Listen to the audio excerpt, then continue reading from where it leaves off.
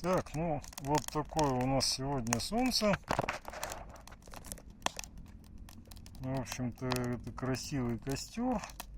Хотелось бы, конечно, о чем-нибудь о вечном. Оно, кстати, сейчас я попробую его взять в какой-то фокус. Может быть, вот такой.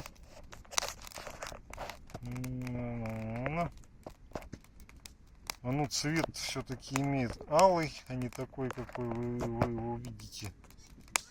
Ну да, оно, конечно, наводиться-то особо не хочет. Вот, немножко похоже. Ну, какой-то почему-то его берет телефон блекло. Цвет вообще-то алый вот у этого солнца. Он такой алый скажем так,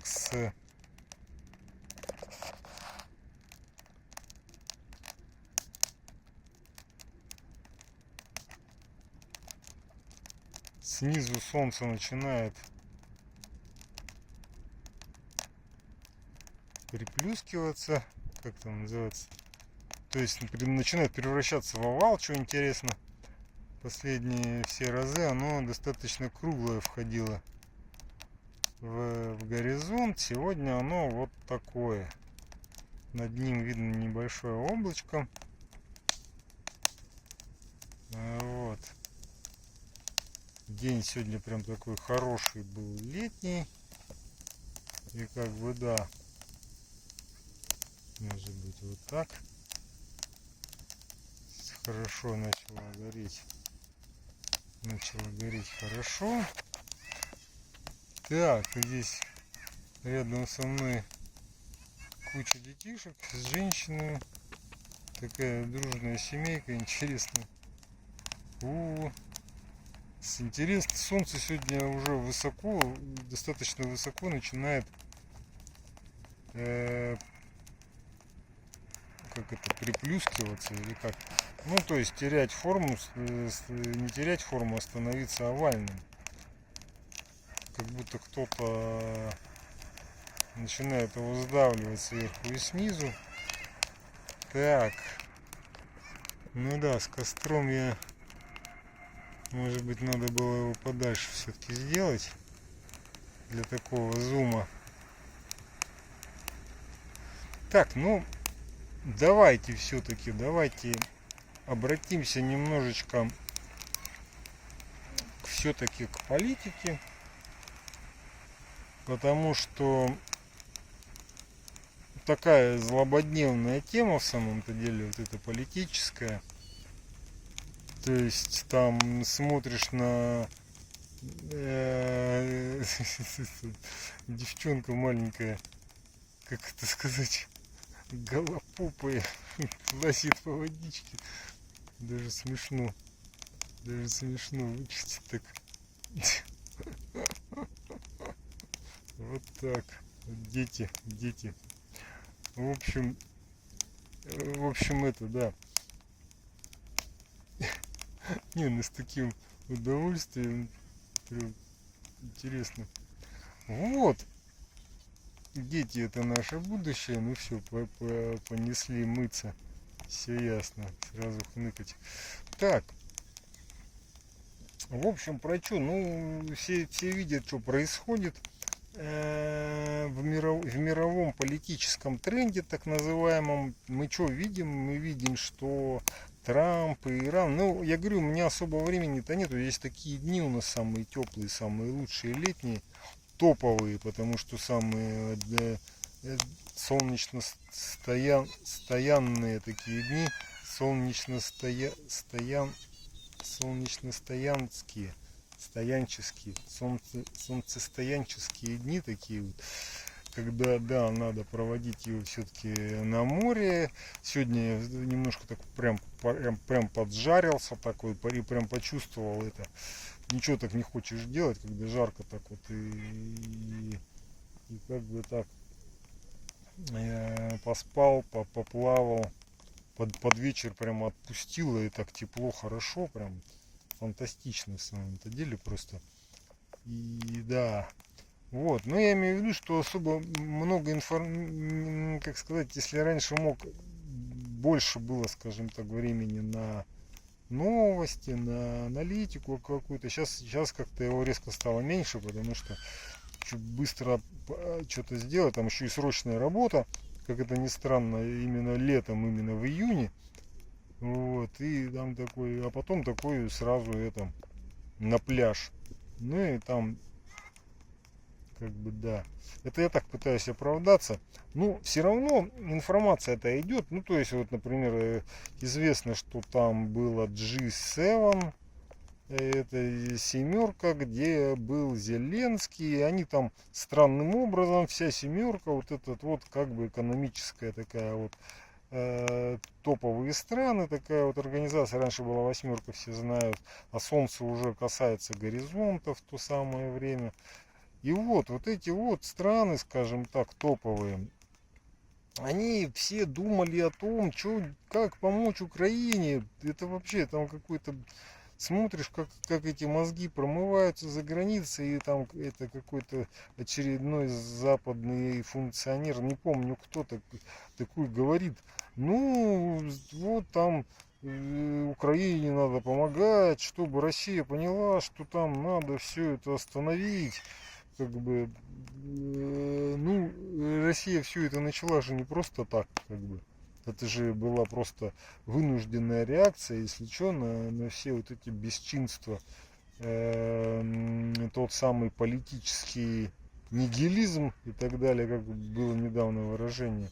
Как бы вот и как бы, ну, такие большие, такие коренные такие проблемы, которые породила Украина, они без, как сказать, без выполнения важных условий России, как бы все это остановить нельзя, скажем так. Поэтому вот эти заклинания, уговоры вот этих западных фашистов, еврофашистов в частности, они, ну, как бы, они, наверное, как-то вот направлены на внутреннюю аудиторию, на какой-то внутренний политический дискурс. Вот надо Россию остановить, она должна понять, что это все, это, что понять, ну, вообще говоря, цели давно озвучены, и как бы, да, то есть, как бы, что она может понять, ну, все будет продолжаться дальше, потому что здесь, в принципе, все достаточно ясно. Вот, солнце уже скоро половина уже садится, вот так оно выглядит интересно. Вот, и поэтому, да, ну, в связи с этим, да, то есть вот это G7, там что-то они снова порешали, что-то там выделить этому сынку Зеленскому, и сынок G7, вот так. Костер решил завалиться, как здорово. А солнце как раз вот садится и костер заваливается, ну, отлично. Ну, да ладно, сейчас мы пристроимся, принастроимся. Так, вот так все-таки. Может быть, вот так. И да, то есть, ну, очевидно, что ничего вот это все не остановится, сколько бы они там ни выделяли. Ну, сейчас Россия сконцентрирована на вынесении каких-то логистических путей, логистики, ну, то есть складов, путей доставки и так далее. И как бы на фронте в то самое время. Ну и да, там еще одна такая вещь, кроме этой вот G7, куда Трамп приехал, как бы он себя уже вел как бы более вежливо, более спокойно с этими европейскими еврофашистами, с Мерцем и так далее. То есть, ну, они-то понимают, что им Америка-то необходима, вообще говоря, солнце все бледнее и меньше, оно уже почти скрылось, но все еще оно там есть. Ну и соответственно, да, то есть что здесь, собственно, как сказать, надо же, слушайте, можно было и дальше отойти, кто бы знал, что оно будет садиться вот так вот. Оно все-таки оно садится, то есть придется завтра, может быть, дальше отходить, потому что я вообще думал, оно сядет до этого здания, оно все-таки садится впритык к зданию. Понятно. Интересно, слушайте, я еще так вроде взял про запас, так отошел немножечко. И как бы, что мы видим? Вот, солнце в то самое время все больше и больше исчезает. Становится все меньше. И краешек его все еще виден. Он такой же, такой, как сказать, тускло-красноватый чуть-чуть такой. Все больше и больше исчезает. Все еще и он виден. Он все еще виден, но все меньше, меньше и меньше. Все последние красноватые отблески. И вот, наверное, все. Вот оно, солнце зашло, по крайней мере, за зданием. Может быть, там совсем маленький кусочек где-то и торчит.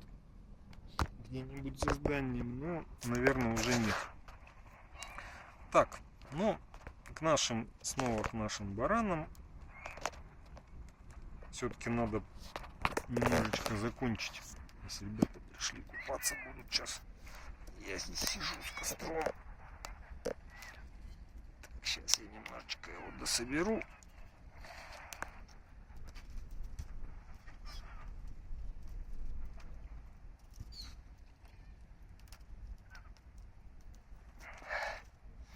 И, наверное, все-таки закончу немножечко вот это все. Как-то, чтобы оно не превратилось в полупустой монолог. Все-таки, наверное, надо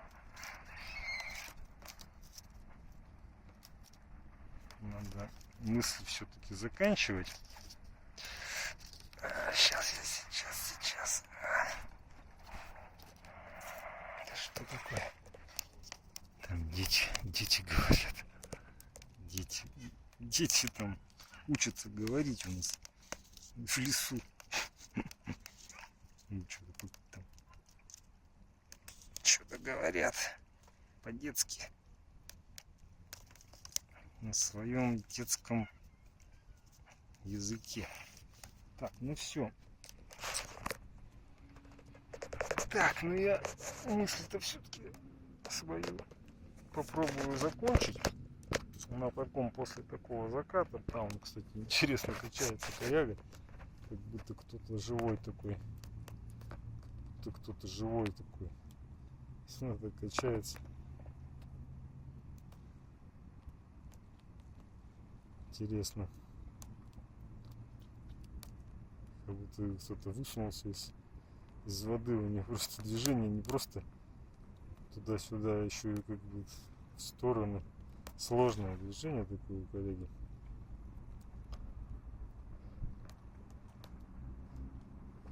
Вот, но я все-таки, да, закончу.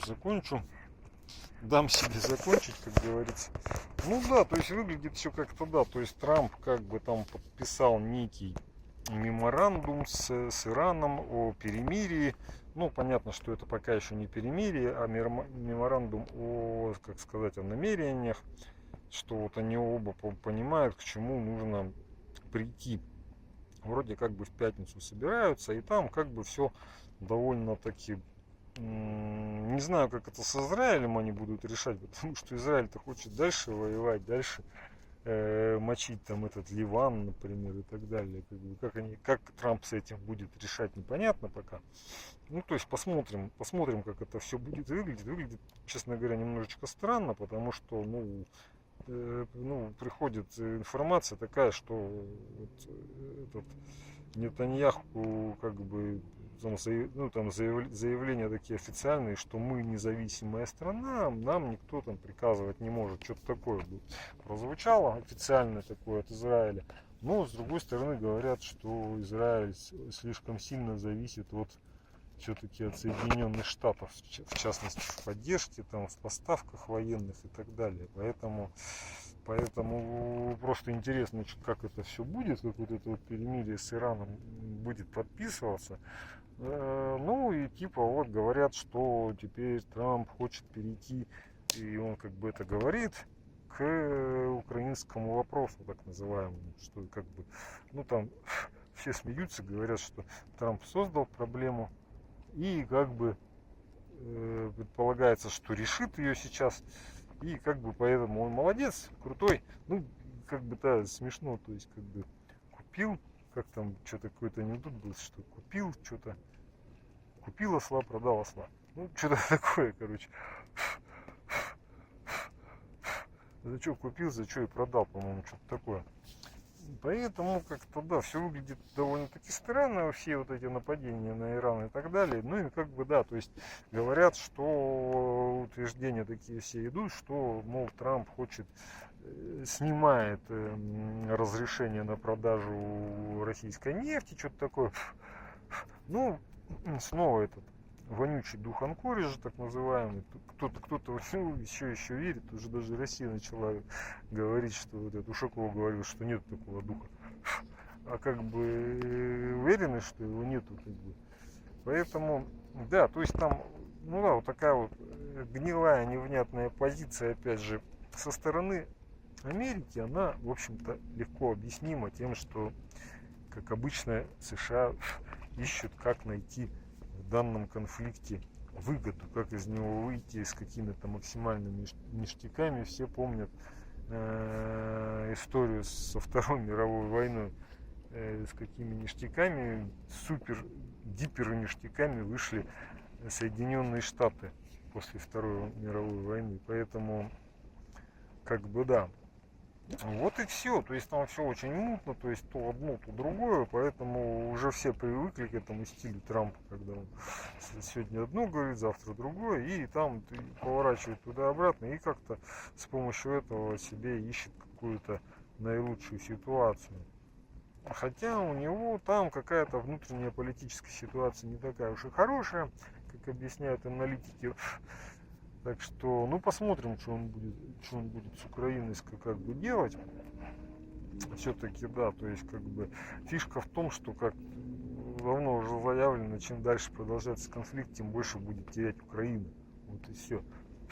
То есть имеется в виду не только там Донбасс, но и другие области. Мы вот сейчас смотрим, что происходит. Вот как бы опять же определенная легитимация, скажем так, захвата земель, которые там, допустим, в Харькове, в Сумской области. То есть очень просто объяснить. Во-первых, буферная зона от террористического режима. Я пытаюсь показать Серпик снова сегодня не берет. Ну, пятнышко видно, это Серпик месяца Луны. Как-то все равно его, не знаю, я вижу, он такой очень четкий, тонкий. Почему его не видит телефон? Не понимаю. Я попробую настроить, конечно, сейчас. Но все-таки он его не хочет брать. Не хочет брать, и все. Где он? Вот он, Серпик. Ну, немножечко вроде бы берет. Хотя светло, но видно Серпик. Серпик Луны. Так, ребята, пошли купаться. Так. Я сегодня накупался, сам деле, честно скажу. Вот, поэтому, что будет происходить дальше, честно говоря, непонятно. Как будет Трамп пытаться этот конфликт улаживать, как он говорится, ну как бы, честно говоря, я пока не вижу выхода, что он там будет мутить с этими еврофашистами и так далее. То есть как бы вообще непонятно. Поэтому, как бы, как говорится, смотрим и наблюдаем. В то самое время немножечко про ситуацию на передовой, что там происходит на запорожском направлении, честно говоря, не очень ясно. Там украинцы устроили настоящий дроновый террор и мочат как бы там эту дорогу вдоль побережья Азовского в Крым. еще и там начали там 2 моста, что-то по ним начали бить. В общем, там какая-то логистическая ситуация не очень хорошая, хотя пишут, что бензин в Крыму восстановили поставки, как бы без дефицита. То есть, как бы, то есть там, что будет происходить на Запорожском фронте, пока не очень ясно.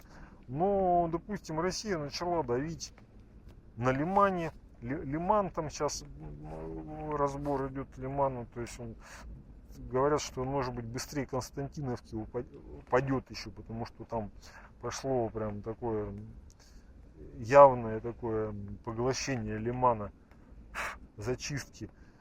И то же самое на Константиновке, тоже полным ходом идет ее зачистка, очистка, то есть как бы там уже какие-то только западные части Константиновки остались под контролем ВСУ. И как бы полным ходом все это идет. Я про что, вот легитимация захвата, опять же, того же Купянска, вот этого этого Лимана. Все очень просто. То есть, допустим, когда, предположим, подойдет время заключать мир, останутся территориальные проблемы. Донбасс перейдет России, ну так вот, ну, если спрогнозировать, посмотреть весь ЛНР, ДНР, а, допустим, вон этот мотылек летает, а, допустим, в то же самое время, например, Херсонская область, наверное, останется часть. Ну, это вот, предположим, если мы немножечко проэкстраполируем то, что происходит сейчас, допустим, предположим, что Херсонская область пока останется частично под контролем ВСУ, Запорожская, возможно, тоже, но, наверное, меньше все-таки.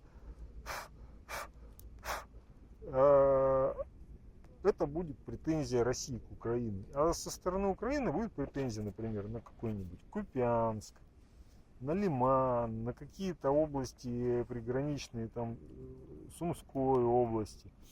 Так что просматривается примерно такая картина. Это останется на долгое время, если не навсегда, если что, неурегулированный территориальный вопрос при, допустим, каком-то подписании мира, потому что, ну, теоретически такое возможно, все что угодно возможно.